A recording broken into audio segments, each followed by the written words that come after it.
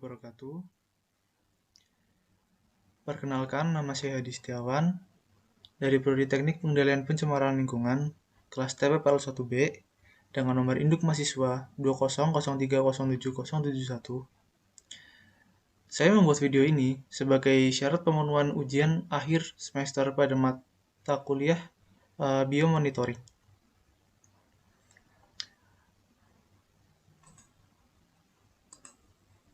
Oke, langsung yang pertama.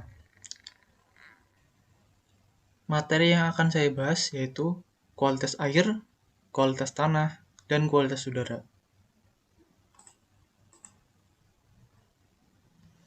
Kualitas air.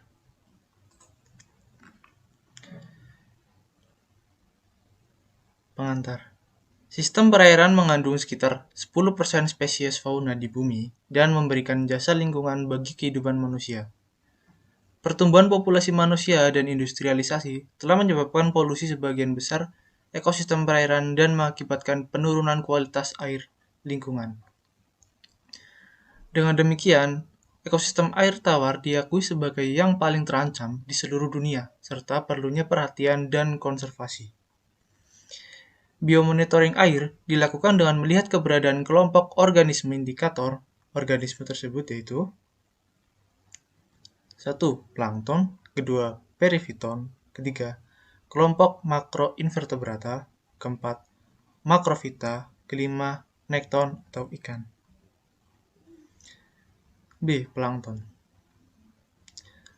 Plankton dapat digunakan sebagai indikator pencemaran air karena plankton sangat sensitif terhadap perubahan alam. Plankton menjadi penanda bagi kualitas air danau. Plankton juga memainkan peran penting dalam masalah organik pemburukan biologis. Tetapi, jika populasi plankton terlalu besar, ini menciptakan masalah lain dalam mengelola badan air. Plankton terbagi menjadi dua, diantaranya fitoplankton dan zooplankton.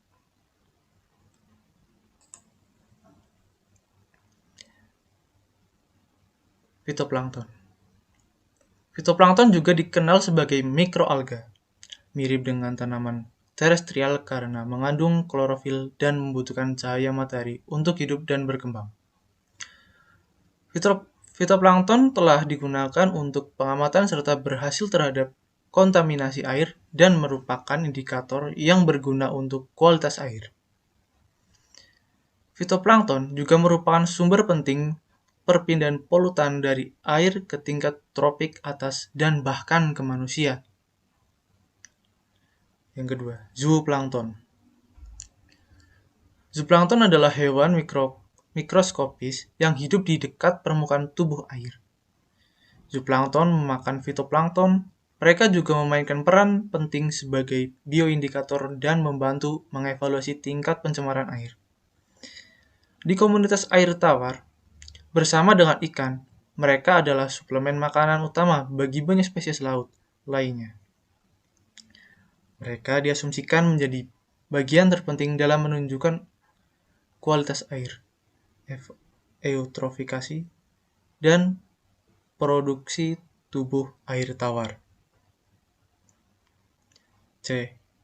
Perifiton. Perifiton adalah jenis agregat mikroba.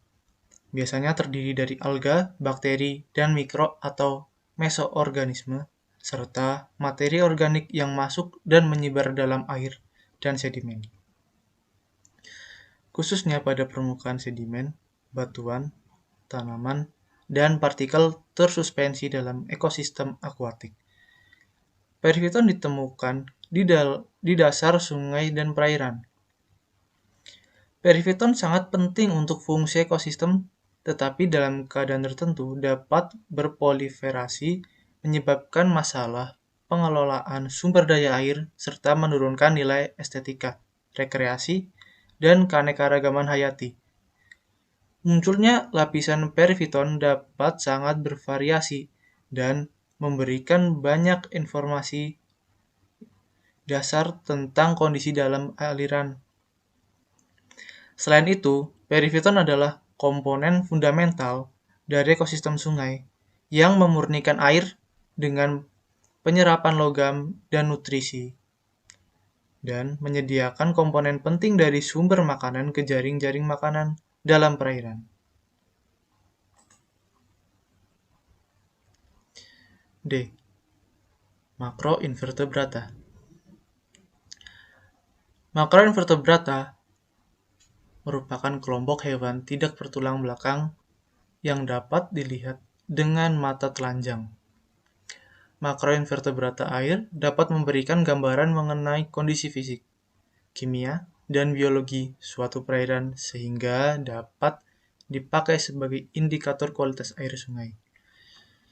Sifat-sifat makroinvertebrata air yaitu: yang pertama, sensitif terhadap perubahan kualitas air. Kedua, ditemukan hampir di semua perairan. Ketiga, terdiri atas banyak jenis serta merespon berbeda. Keempat, bergerak secara terbatas. Kelima, mengakumulasi racun pada tubuhnya. Keenam, mudah dikumpulkan dan diidentifikasi. Makrofita atau tumbuhan air. Makrofita air terlibat dalam berbagai mekanisme umpan balik yang cenderung mempertahankan keadaan air yang jernih. Komunitas ini memiliki amplitudo ekologis yang besar dan oleh karena itu dapat menempati lingkungan dengan karakteristik ekologi yang berbeda dan menahan perubahan lingkungan mendadak. Makrofita air dapat memperoleh nutrisi dari sedimen serta langsung dari air itu sendiri. Akibatnya, ketersediaan nutrisi sedimen dapat membatasi pertumbuhan dan distribusi makrofita. Makrofita air membentuk komunitas penting dalam ekosistem, karena mereka adalah produsen utama serta menghasilkan biomasa yang tinggi, dan mereka berkontribusi terhadap keanekaragaman hayati. 5. F. Nekton atau ikan. F. Nekton atau ikan. Ikan adalah salah satu spesies hewan yang sering digunakan sebagai bioindikator lingkungan untuk memantau tingkat pencemaran atau kualitas air lingkungan karena kepekaannya terhadap pencemaran. Ikan adalah indikator yang baik untuk kontaminasi perairan untuk polychlorinate biphenyl atau PCB, terutama ikan gabus. Khususnya dalam jaringan ikan, ikan tilapia nilotica dapat digunakan untuk menunjukkan zat besi, mangan, nikel, timbal, kadmium, serta seng dalam jaringan yang berbeda dengan efek kematian dan bioakumulasi. Tingkat merkuri pada lumba-lumba yang tertangkap telah ditemukan lebih banyak dibandingkan dengan organisme air lainnya. Ikan dapat menjadi indikator pencemaran yang sesuai untuk polusi nitrogen limbah. Ikan seperti ikan trout, sunfish biru, ikan zebra, dan ikan mini fathead juga dapat digunakan sebagai bioindikator.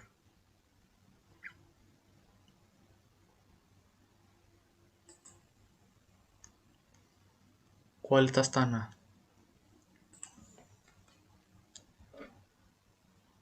Pengantar. Tanah adalah sumber daya penting bagi manusia dan ekosistem. Tanah merupakan rumah bagi banyak organisme yang saling bergantung, yang masing-masing memainkan peran penting dalam fungsi tanah dan siklus biogeokimia. Namun, beberapa senyawa kimia yang berpotensi berbahaya yang berasal dari aktivitas manusia di perkotaan, pedesaan, maupun kawasan industri terus-menerus dilepaskan ke lingkungan. Dalam proses penelitian, jenis zat yang mengkontaminasi tanah adalah aktivitas yang sangat kompleks.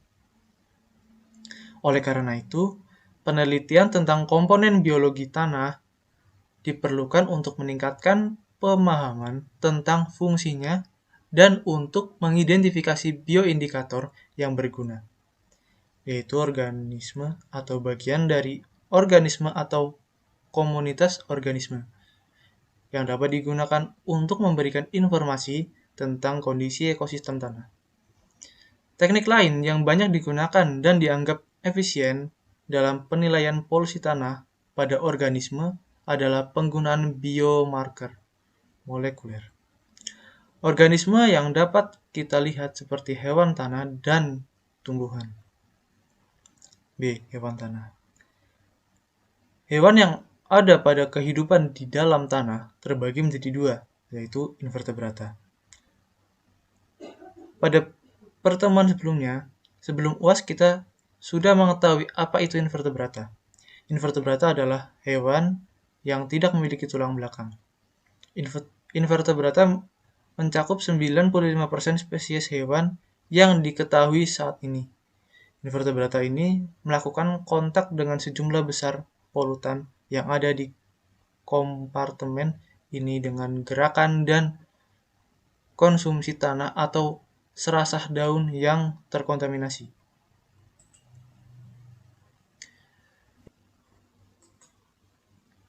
Invertebrata yang hidup di dalam tanah terbagi lagi menjadi isopoda, selembola, dan diplopoda. Arthropoda tanah dari kelompok hewan sapropod yaitu isopoda, selembola, dan diplopoda adalah di antara organisme yang dianggap paling tepat untuk mengevaluasi efek akumulasi zat beracun yang ada dalam tanah karena kontak langsung dengan kontaminan yang ada di dalamnya. Annelida, khususnya Oligochaeta, juga sering digunakan dalam tes toksisitas. Beberapa faktor menjadikan cacing tanah sebagai bioindikator yang sangat baik untuk toksisitas zat-zat kimia dalam tanah, seperti pengetahuan yang telah terakumulasi di habitatnya dan posisi trofik yang terletak di tingkat terendah dari jaring makanan darat, yang berfungsi sebagai makanan bagi beberapa hewan dan rute pemindahan dan biomagnifikasi kontaminan di sepanjang jaring makanan ini. Cacing tanah dapat menunjukkan kualitas tanah dengan satu, kelimpahan dan komposisi spesies fauna cacing tanah di lokasi tertentu. 2. Perilaku masing-masing cacing tanah yang bersentuhan dengan substrat tanah atau preferensi penghindaran dan atau aktivitas. 3. Akumulasi bahan kimia dari tanah ke dalam tubuh. 4. Biokimia atau sitologi stres biomarker di cacing tanah. Cacing tanah dinilai dalam beberapa program pemantauan tanah jangka panjang di Eropa. Nematoda. Nematoda banyak dimanfaatkan sebagai bioindikator. Nematoda bebas maupun tanah menjadi indikator karena memberikan gambaran taksonomi dan pakannya melimpah. Nematoda memiliki peran penting dalam food webs. Nematoda memiliki sifat yaitu 1. Respon terhadap pencemar. 2. Sifat tahan. 3. Ada nematoda yang bersifat berbahaya bagi tumbuhan, memutus sirkulasi air dan hara, sehingga merusak tumbuhan dan mengganggu produktivitas. Nematoda bersifat menguntungkan dalam ekosistem karena mempercepat laju perombakan bahan organik dan pembentukan mineral dalam tanah. Nematoda biasanya menjadi hewan tanah yang terakhir mati pada tanah tercemar karena tahan terhadap kekeringan dan pulih seiring peningkatan kelembaban. 4. Nematoda mudah dipelajari secara terpisah. Ular buta Rhamphotiplops braminus. Ular buta jenis Rhamphotiplops braminus hidup pada tipe habitat dengan nilai kadar air tanah, kadar organik tanah, dan porositas tanah yang tinggi. Kehadiran kelompok hewan ini berhubungan dengan kualitas kesuburan tanah. Ular tipe fosorial kehidupan dipengaruhi kelembapan tanah yang optimal. Kelembapan tanah berhubungan dengan kadar air tanah. Kelembapan tanah menentukan mekanisme penyesuaian kelembapan tubuh ular berkaitan dengan mekanisme menjaga kestabilan metabolisme dan keseimbangan homeostatis. Milihan preferensi habitat oleh R. braminus. Hal ini dikarenakan sifat ular buta yang hidup dengan cara menggali tanah untuk mencari makanan, bersarang, dan berproduksi.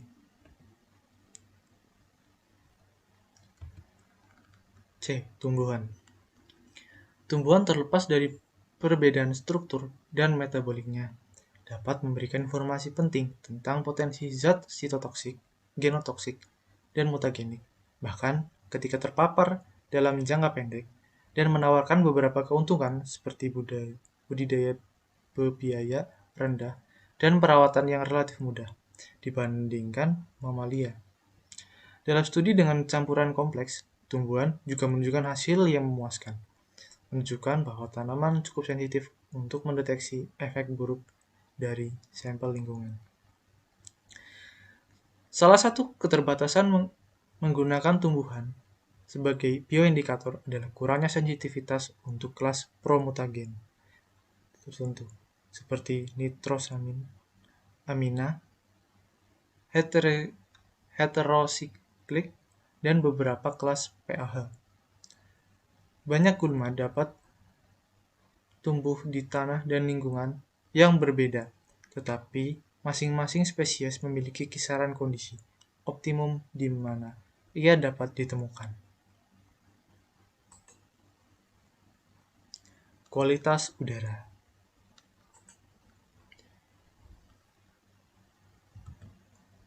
Pengantar. Selama beberapa dekade terakhir, polusi udara menjadi semakin serius. Peningkatan kuantitas dan kepadatan lalu lintas yang diiringi kemacetan, emisi gas, limbah, industri, dan kendaraan di jalan menyebabkan kualitas udara di sejumlah kota besar dan menengah secara bertahap menurun. Konsentrasi di atmosfer dan mengisi udara dalam waktu dan konsentrasi melebihi yang diizinkan. Penurunan kualitas udara membawa pengaruh buruk secara langsung atau tidak langsung terhadap kesehatan manusia dan lingkungan. Polutan di udara dihasilkan oleh aktivitas manusia dan proses alami.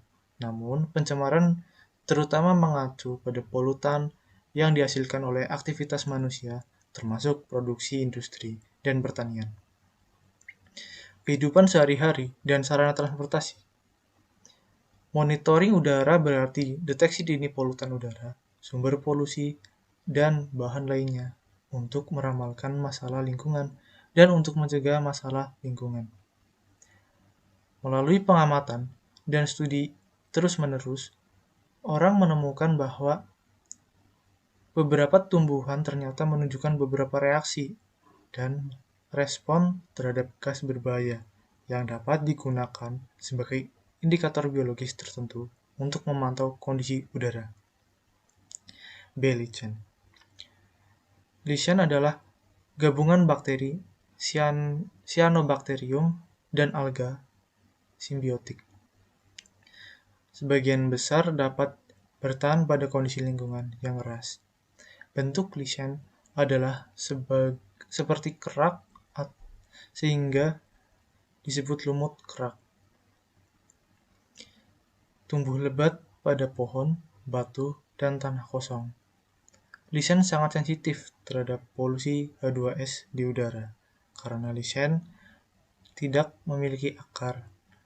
Mereka menyerap banyak bahan mentahnya langsung dari udara dan uap air di sekitar lichen.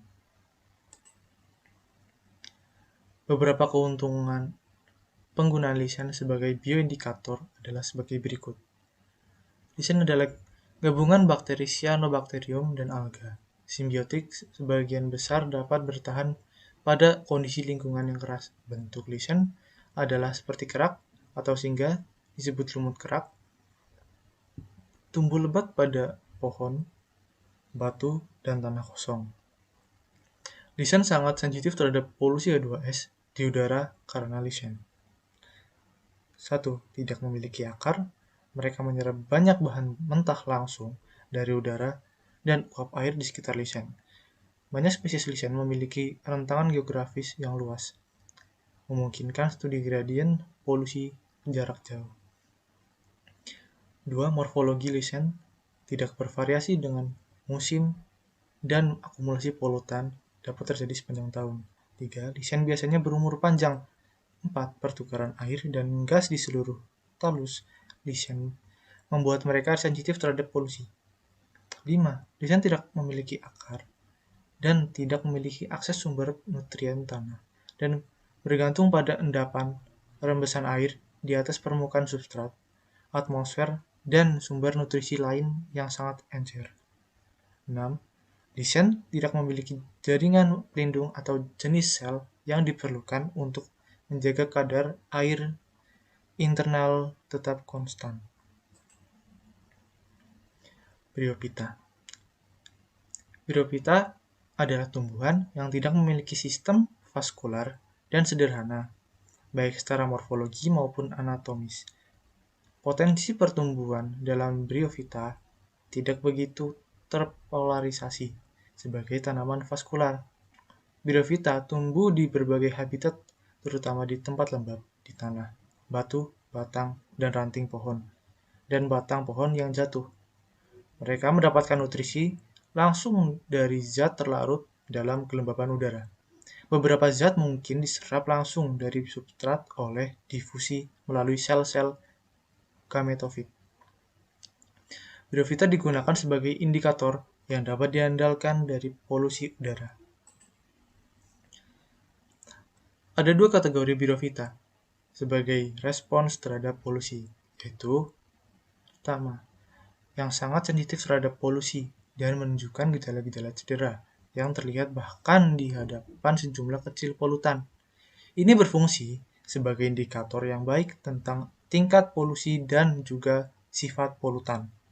2. Yang memiliki kapasitas untuk menyerap dan menyimpan polutan dalam jumlah yang jauh lebih tinggi daripada yang diserap oleh kelompok tanaman lain yang tumbuh di habitat yang sama. Tanaman ini menjebak dan mencegah daur ulang polutan-polutan tersebut dalam ekosistem untuk periode waktu yang berbeda. Pteridophyta. Pteridophyta atau kelompok paku-pakuan adalah indikator positif dari integritas hutan. Dianggap berada di antara tanaman darat paling awal muncul. Pteridophyta adalah kelompok yang terdiverifikasi secara global. Oleh karena itu, kelompok tumbuhan ini ada di mana-mana dan memiliki kombinasi atribut menguntungkan untuk studi bioindikator. Pertama, sebagian besar herbivora atau vertebrata serangga menghindarinya. Kedua, mereka tidak memiliki mekanisme penyerbukan biotik atau zoochory. Akhirnya, spora Pteridophyta memungkinkan mereka menjadi pionir di habitat asli yang terisolasi dari lainnya.